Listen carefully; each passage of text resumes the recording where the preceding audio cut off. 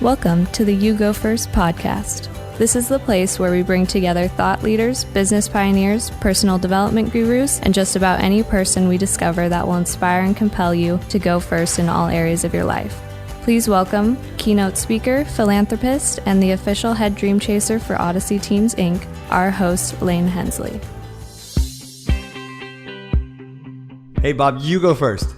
No, Lane, I'd prefer you go first. You go first. No, bro. You. I always go first, at least here. And so here we are at You Go First, Lessons from the Odyssey. I am like, pinch me, I'm dreaming. My mentor, Bob Petrello, is in the house. Many people have come into my life and had a huge impact on me. But you got, if you're not the top, I don't know who is. I mean, I want to thank you for taking some time to come here today, Bob. Lane, everybody should have you as a cheerleader.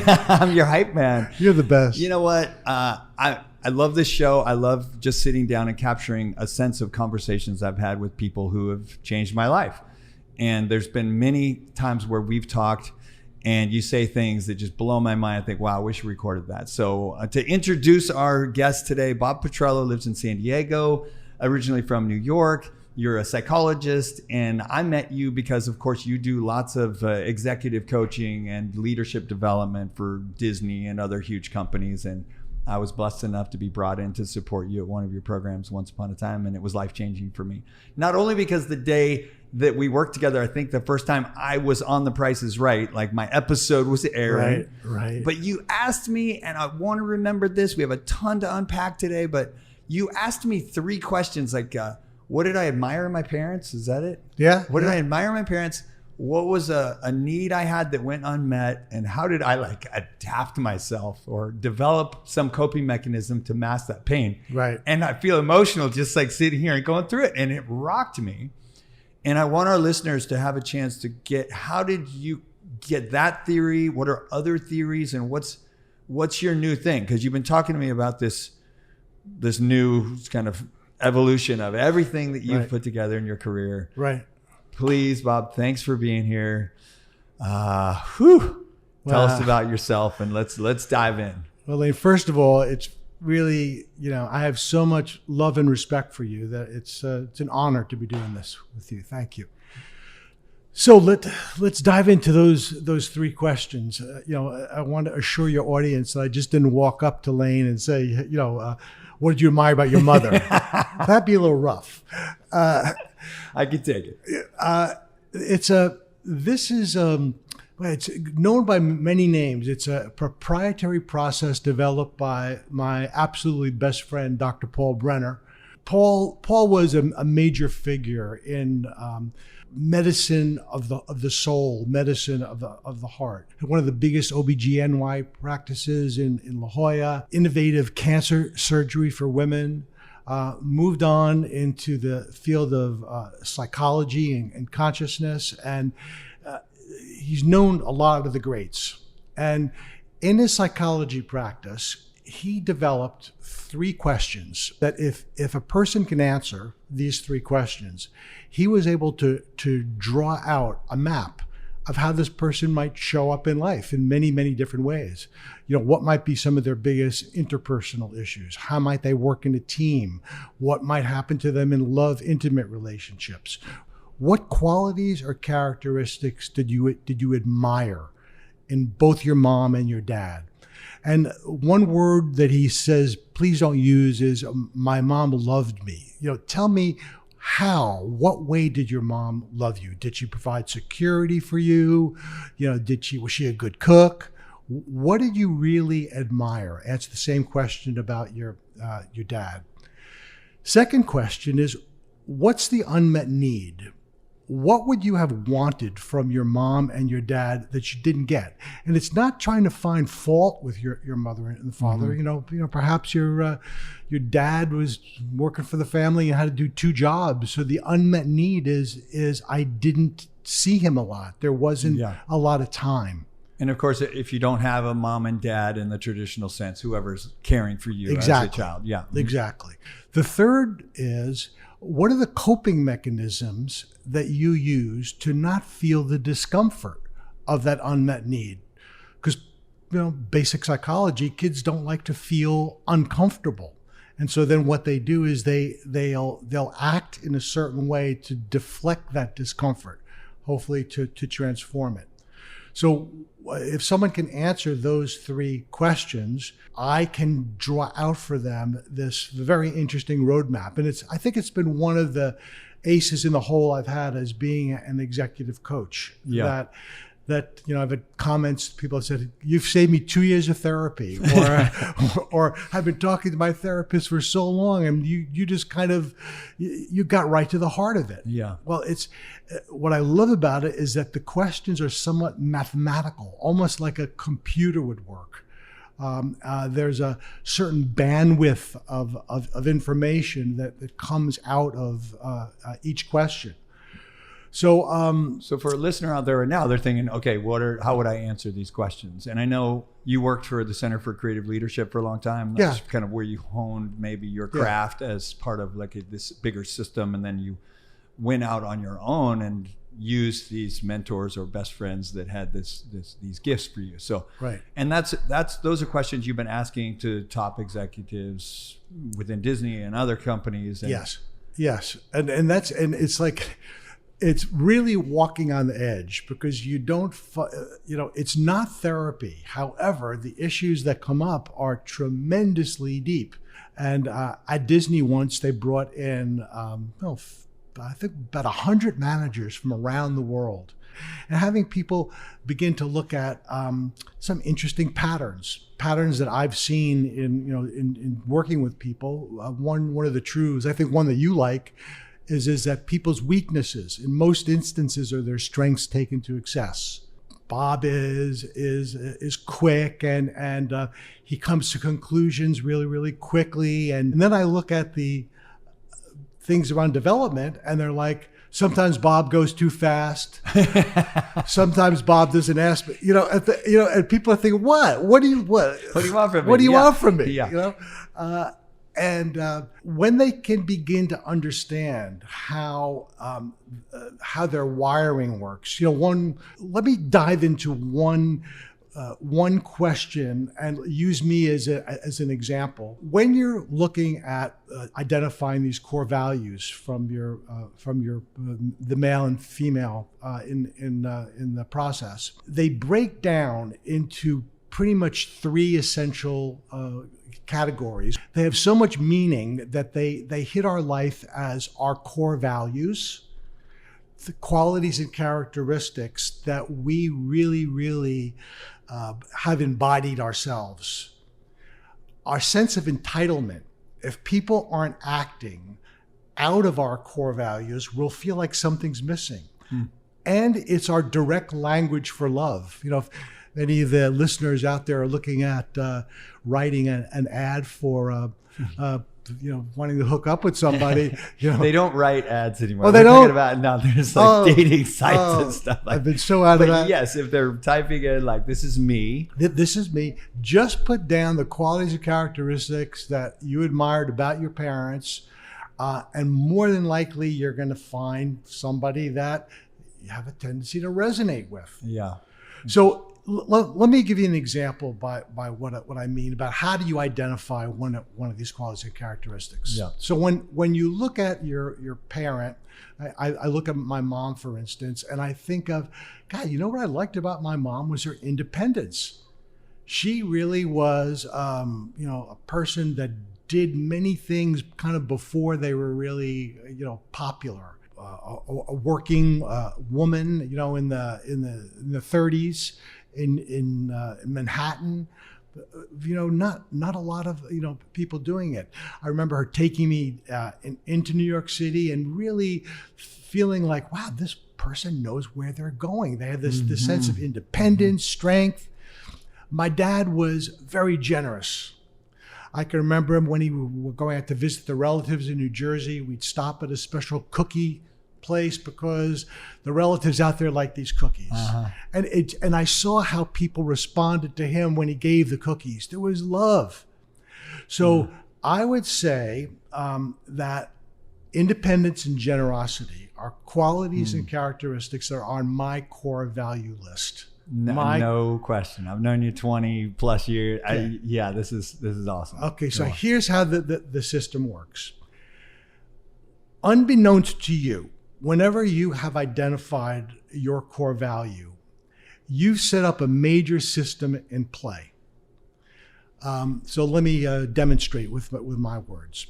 So if I look at independence, and Lane, I'm going to have you pretend that they're your words, and I want you to give me the answers. They'll be close to mine, but just so there's some interaction here. Yeah. So, Lane, what's the opposite of independence? Dependence. What's the overuse of independence? Imagine somebody just using independence all the time. Could it be just like a solo kind of narcissistic kind of? Let's be nice. Let's kind of more isolated. Okay, lone wolf. Yeah. Okay. Yep, okay. Yep. So this is the system that gets set up. Is that as soon as you identify something that's core to you, that's really important to you, automatically what shows up is an opposite, because we live in duality, and an overuse. Now, the overuse of the core value is something that, here's how you move to your overuse. So if I see independence as being the key thing for me, whenever I'm around dependency, I'm a little wary. So if I'm working with... You see him as needy. You might see him as negative things. Like needy, if you're not being nice. Negative. Clingy. Smothering me. And so I can hang with it. It's not like an autoimmune system. As soon as I come in touch with a dependent person, I'm gonna react. But after a while, it gets wary. It wears on you. Wears on you. And so if you're stuck, let's say you're in a job and you're working with someone who you're independent and they're dependent, what's going to begin to happen, and I see this happen with executives, they move their attention away from the person and they just go into more self-protection. I'm not going to talk to that person. I'm going to kind of do it myself. Yeah. Okay. So, but what that behavior does when you're in the overuse is it annoys other people, and it doesn't make you feel good. Yeah. Because it's not independence. It's not the juicy part of independence. Same thing with generosity. So, what's the opposite of generosity? Being like stingy or frugal. Okay. What's the overuse of generosity? I get walked on. I feel like I'm giving away everything all the time. I'm just giving. I never get exhaustion. I'm exhausted. Loss of self. Yeah. So people are caught in between trying to avoid the opposite of their core values, moving to the overuse of them, always feeling out of balance. So this new insight that you talked about, Lane, it kind of keys off of this question. Just to kind of back into this insight a little bit, how I even kind of came upon it is I think I do art, fuse class art, and I was lucky enough to have a piece that was put into like a public exhibition in our botanical garden.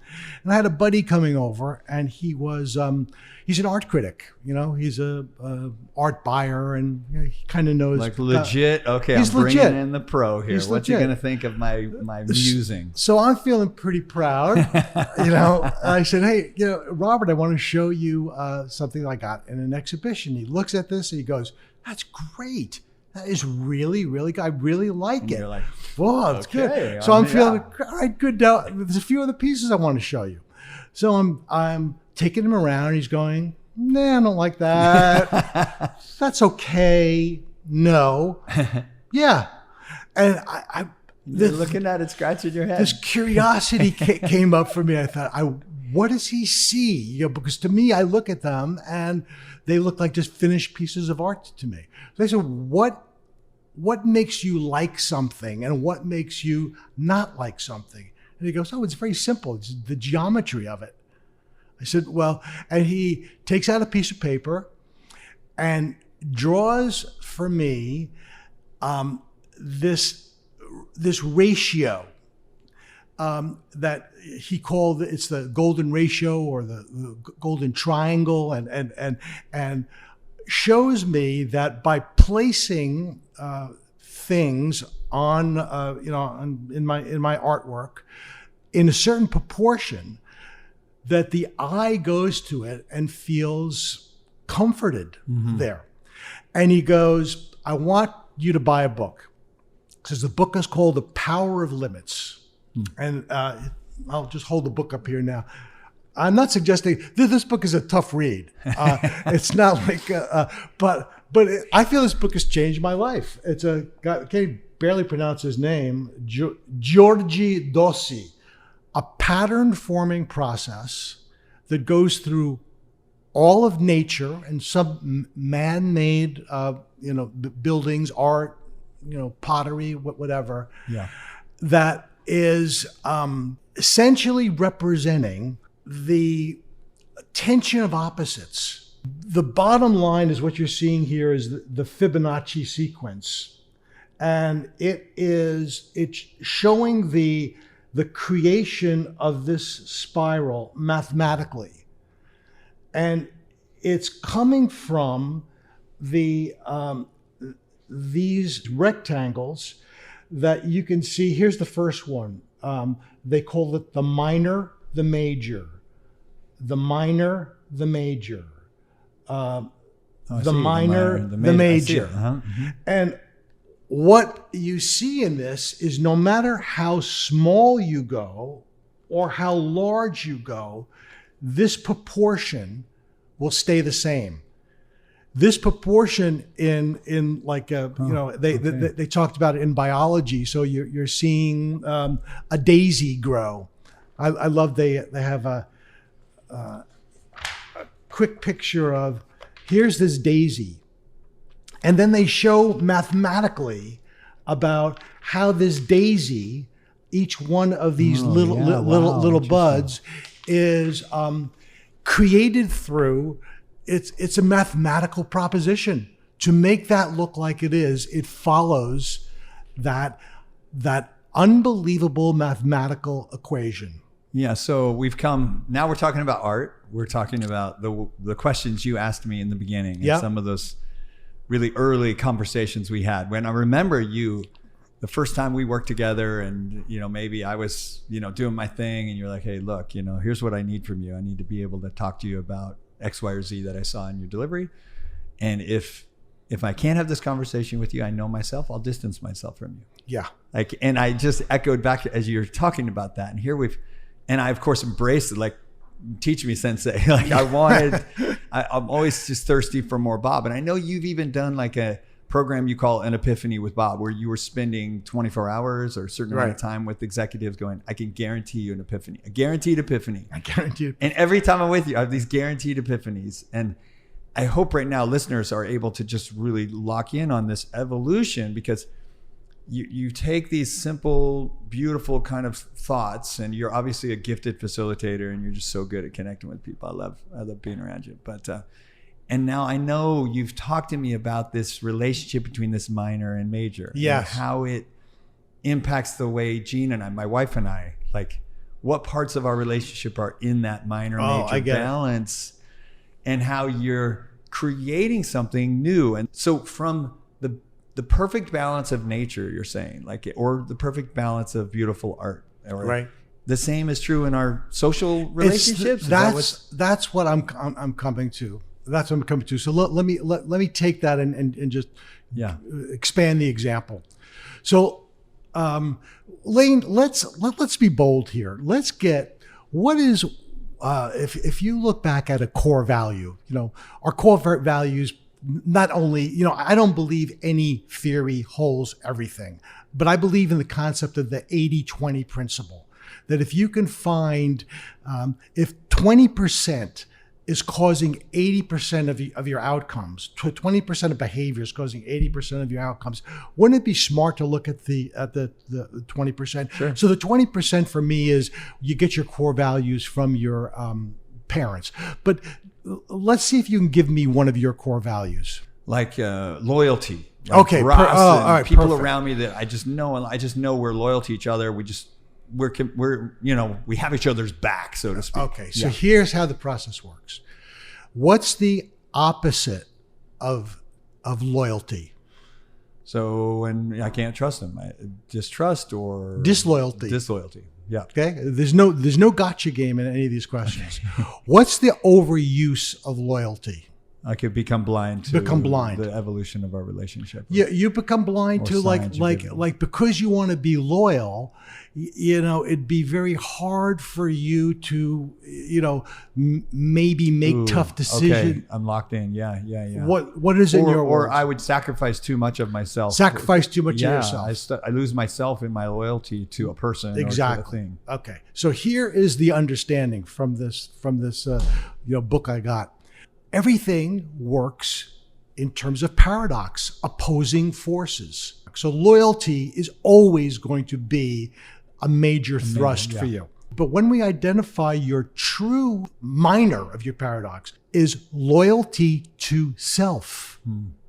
What that means is if you can begin to embrace, oh my God, I cannot stay in the sweet spot of loyalty to others unless I'm really being loyal to me. I have to begin to identify what does that mean. So what that might mean to be loyal to you is to not please somebody by being loyal to them. And you might see that as disloyal. Dude, I have something like a guaranteed epiphany with Bob. Like it's blowing my mind right now. I woke up this morning with this like sense that I didn't deserve the life I have. But I'm realizing it's because I've been more loyal to myself, and I perceive it as being selfish. Yes. It's that's it. I look at my wife, I look at my life, I look at you. I was like, how does this loyalty? And it's so weird. Honestly, it's an overwhelming feeling of not deserving. Right. And it's because my perception of when I'm doing something for myself, because it's not throwing Gene off at all. I played tennis the other day. I went fishing with you. I'm doing things for myself, and I'm thinking there's a shoe that's about to drop somewhere. Like somehow I'm like disrupting the balance of power, but it's only for me. Right. Not for her. Right. Not for Ross. Not for the artist. They're just like, oh, good for you. Like they want that for me. Yes. But I don't let it happen. You don't let it happen because this is what happens to us is that we get stuck in the shadow part of our paradox. It's not what is opposite is really, we need to begin to embrace that. So everybody's throwing the baby out with the bathwater. And that's why I think people feel miserable.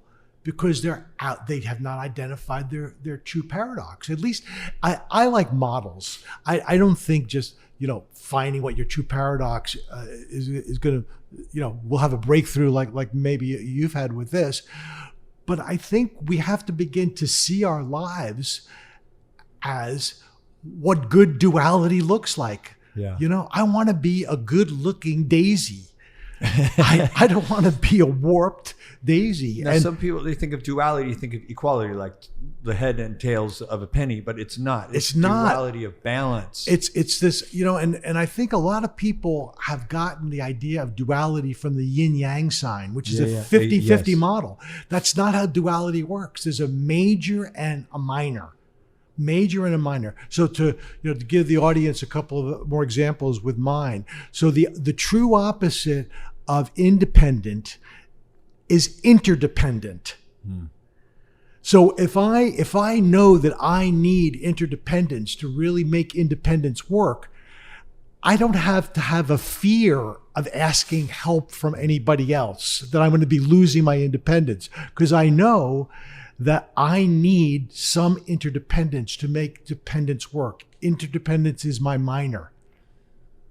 Wow, okay. And so with generous, it's kind of similar to yours. It's generous to others, generous to myself. So because I'm afraid of being stingy, because we're all afraid of what our opposite of our core values are, because we don't want to contaminate that. So I'm afraid of being stingy. So I might not be generous to myself when my buddy says, "Can you help me move my couch?" and I have a bad back. You know, it's interesting because I'm picturing for myself, like when we have this realization, like, oh, I'm too independent, I need to be more interdependent. We swing the pendulum all the way the other way, and we're like, well, that didn't work. Right. Like a painting, if we go back to art, if it's all black and I'm like, oh, well, it's too dark. Oh, okay, I paint a whole bunch of white and be like, no, it's still not good. I paint a whole bunch of black. Right. So it's a balance. If you look at a good piece of art, it's usually broken into thirds. You know, and when you look in this amazing book, this book is like an encyclopedia. What it did is it kind of did my homework. You know, like, okay, does this concept really flow through architecture, art, biology, you know, myth? Yeah, it does. So now I see that there's a rhythm of a major and a minor throughout all of life. And if I can understand my majors in terms of my personality, I'll know what to work on. I won't be sabotaging myself. It'll just be, to me, it's just more efficient. So much. Even somebody who doesn't have experience with art, they create a piece of art themselves and look at it and go, nah, it's not very good. Yeah. It's like, just like our life, we're creating this sort of art, but we're just winging it maybe. And so you're creating, I know this, you're creating kind of a model or a roadmap for people to be able to take all of this information that you've gathered in your 30 plus years of really diving deeply into this stuff. Yeah. And help us, you know, look at our duality, look at our balance, look at how we're creating this sort of art of life. Yeah. Yeah. You know, I believe, you know, the most powerful thing you can give to anybody is a good idea. You know, and to me, a good idea is an idea that you can take in and see if it works for yourself. You know, not some idea that's flying at 30,000 feet. You know, I want a good idea that's going to help me to understand how I operate, and more effectively, if I want to be making these changes that I want to be making in my life, what is it? You know, Maslow triangle. You remember that? That hierarchy of needs. It comes back to me now. Is that, you know, we have to feel safe. You know, and then once we feel safe, we have to know, well, what group do we want to be in, and then we want to know, you know, well, what is it that I do that's special, and then you move into that last part, of which I'm so interested in, is like, what is beyond me? What is beyond my ego? And I have to tell you, this understanding of paradox, this duality is leading me to this very interesting understanding of how simple oneness might be.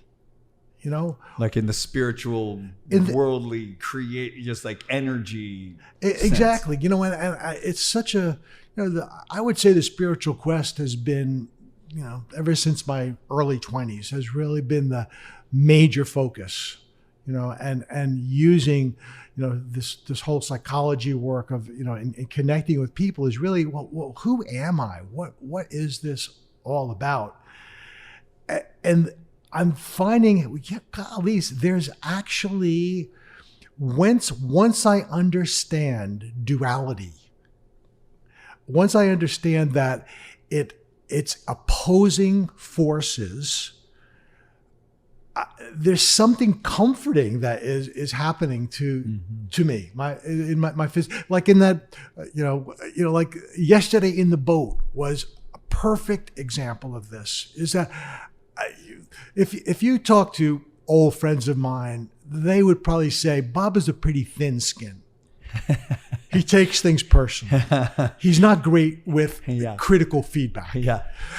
You were getting a lot yesterday. You went fishing yesterday. Fly fishing. Yeah. I couldn't believe how good I felt getting your feedback, not taking offense to it, because, you know, I understand how to be interdependent more.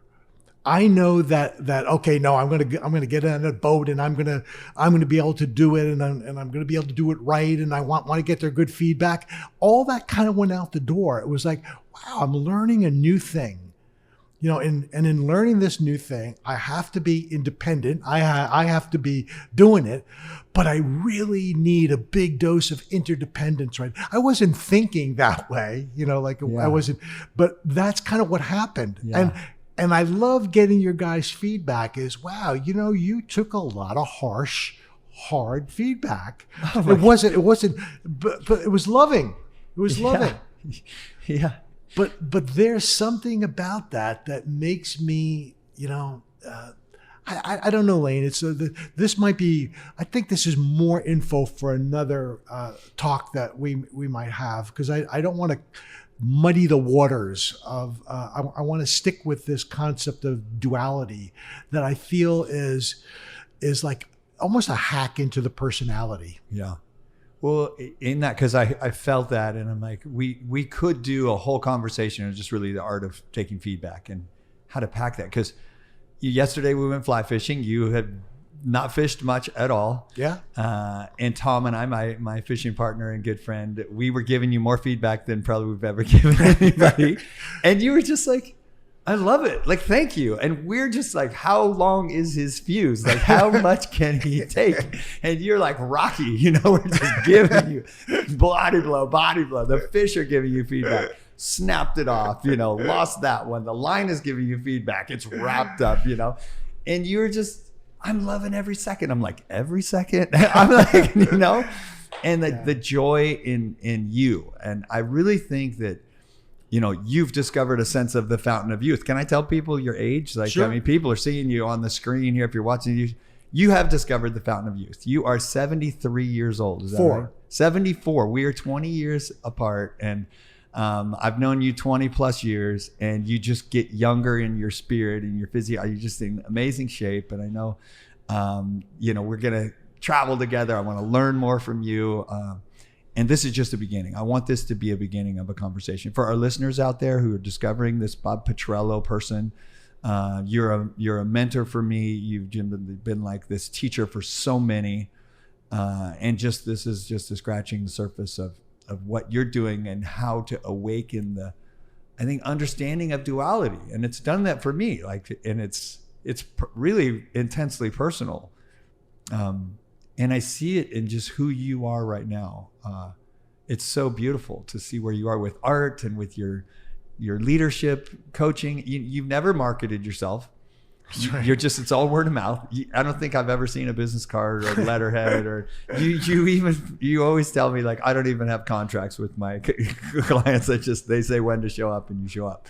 And you've been at it a long time, and I know you don't need the work. I think the person who wrote the book is passed away, right? So you're not correct pumping somebody's book who's out there. No, this is like a gift to the universe, I think, and to all of us, what you're embarking on, and whatever I can do to help really put it into a format that people can absorb what you've discovered. I'm totally committed to that. Well, one thing, hey, listeners out there, I'm really curious if you ever give feedback to Lane's podcast, let me know how did it sound? Does it sound like it's crazy, or does it sound like you got something that you might be able to play with? I'd be very interested in that.